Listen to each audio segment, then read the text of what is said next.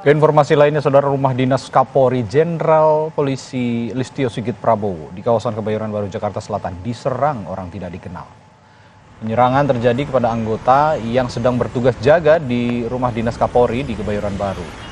Kepala Bidang Humas Polda Metro Jaya, Kombes Truno Yudo Wisnu Andiko, berkoordinasi dengan Densus 88 Anti Teror Polri untuk mendalami insiden ini.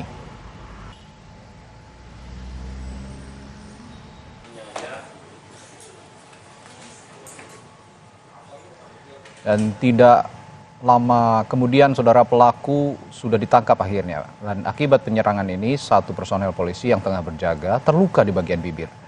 Belum diketahui apa motif pelaku menyerang polisi penjaga yang berada di rumah dinas Kapolri ini.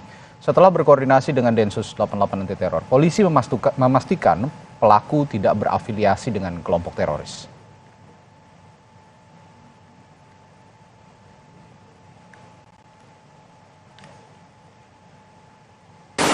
Hasil koordinasi dengan Densus Anti Teror sejauh ini tidak masuk dalam daftar kelompok teror. Dan selanjutnya Polda Metro Jaya akan mendalami, yang kemudian juga tentunya akan melakukan tes kejiwaan kepada yang bersangkutan. Itu diamankannya jam berapa sih, Pak? Sekira pada saat selesai kejadian langsung kita amankan. Tadi siang ya, Pak, berarti?